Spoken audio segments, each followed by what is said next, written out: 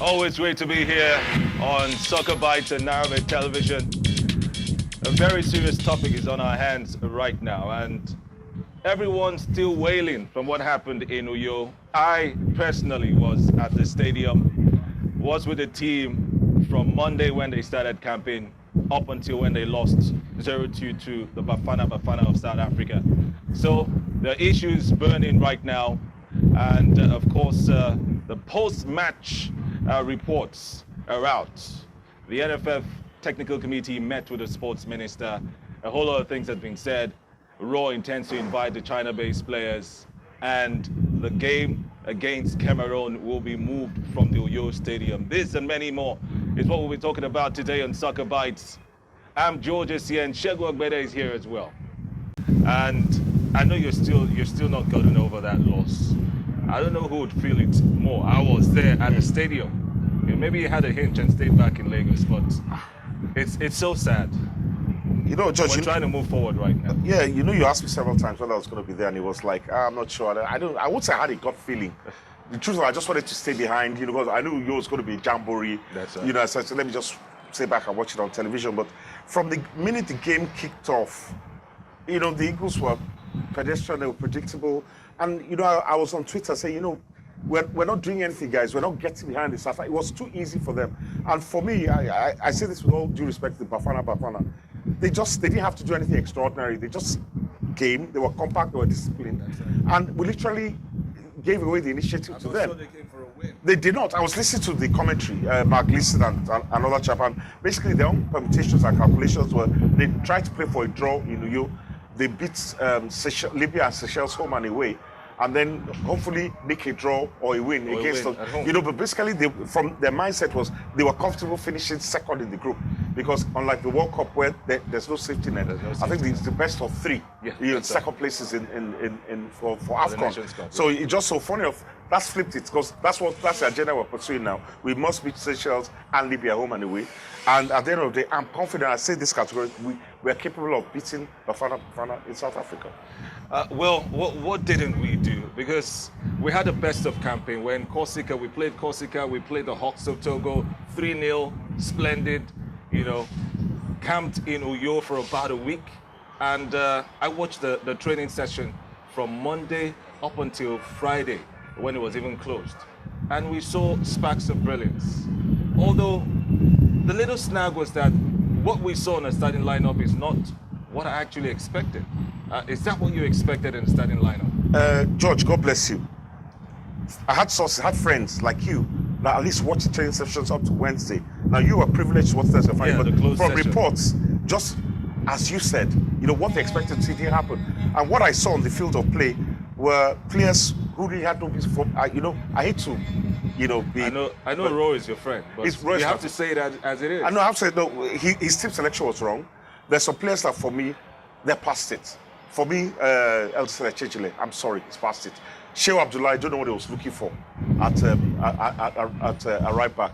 Fine, Awasi came in for a lot of criticism, but I expected Omero to play to pair to second. And then in the middle of the park, you had Ndidi, you had Etebo, and you had Onazi. Onazi, for me, played his best. The last time I saw Onazi play an excellent game for the Super Eagles, in my opinion, was against France in that match when up to the moment Matuidi injured him. I think he's been decidedly average. Whether it's a deep reform or whatever you decide to call it.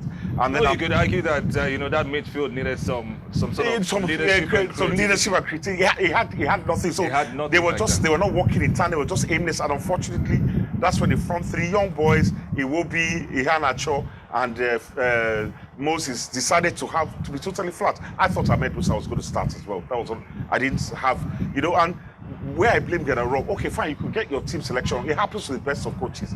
But then change things around at halftime or first 10, 15 minutes of the game. He didn't respond to the... He left Iheanacho on the pitch for that long. Iheanacho came out and slammed the water bottle on the ground. You see... I mean, you contributed little or nothing to that game. I expected Kyle Olarinwaju, based on what we saw in the training, to have a started shirt. And... I don't know about Yekuru. He was all even dressed. I I feel why go around shopping for these players If you're not going to play them, you're not going to play them or even dress them. So why all the stress? You could have used that time to do something else. Well, so that's Raw's part. Then let's talk about the NFF. Do they have any blame in all this? No. I think right now the NFL, because like a child, if you have a grown-up child that does anything he wants, but at the end of the day breaks coffee, you're going to say, you know what, I trusted you, to obey my rules. And since you decide to flout, then I'm going to come down on you. So the NFL will say, we have a technical committee who have done little or nothing. All the that time. technical committee we hear sort of influenced, the starting lineup. I thought that was in the past with the indigenous coaches. Well, do you think that is possible? Well, I don't know. In fact, I think it's. To be honest with you, there are a lot of things. In fact, something that's a friend of mine, Yemi Adesoya, who was in Uyo, he alluded to that some things. It was a more you look, the less you see scenario. Some things were going on behind closed doors, and one of the reasons why I've shouted from the rooftops that I don't want an indigenous coach is that generally they tend to be parochial, they tend to play players for reasons that are not best known to one. And to be a great show, because General is a friend of mine, I have a lot of respect because I look at him as a very diligent and meticulous fellow. In fact, I sat next to Kenneth Omaro on the flight to Ndola. And you know what, Kenneth? He said in all his time in the Super Eagles, he's never been so well prepared for a game. And I tell you what, we went into the Lions Den and we took all 3 points, something that no Nigerian coach has ever done. Beating Zambia at home. He doesn't come across like someone who can be, He's not pushed over. No. He's a German, for Christ's sake. Although I noticed something in the camp, he seems kind of relaxed with the players. I'm not saying he should be very forceful.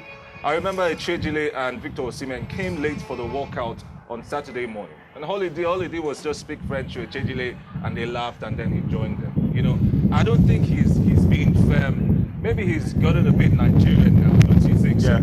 So in the case of the NFF Technical Committee, we hope that was not the case. No, we hope so. I'm giving the benefit. In fact, what I'm hearing now from after the meeting with the minister is that now they will now start to scrutinize his team list. And you know what? Because the likes of Osimhen, there's some players that I don't know. You have, as Freddy said, you have Onyekuru and Olanrewaju, who between them scored 45, almost 50 goals. That's right. And you drop them, then you play and Iheanacho, who had 3 minutes per game. And funny enough, I was one of those arguing that okay, you know what, it won't be an Iheanacho fresh, but at the end of the opposite of being fresh is being match rusty. They were totally out of the game, so you needed to have adjusted. I mean, Ndola, Algeria, they were they were jabbing. But after then, they've not been playing for their clubs. Unfortunately, Iwobi sits on the bench in Arsenal, and he was even dropped to the second team at some point. Exactly, he's totally out of Pep. It's not in his plans at all. So for Iwobi still has, since Wenger is still in Arsenal, Iwobi still has a chance of playing in Arsenal. But Iheanacho should go and look for now. And then, if you are at this age, you have developed that kind of filthy attitude, young man, stop it. Nobody owes you anything. Someone mentioned, is the NFF moving forward, or is Amaju moving forward? I need your quick reaction to that. No, I think, Amaju is definitely moving forward.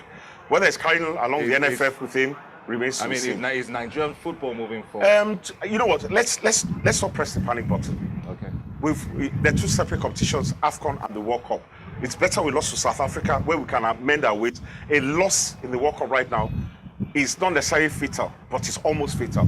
Against in our qualifying group, we can still qualify once we start go back to basics and start doing the right things.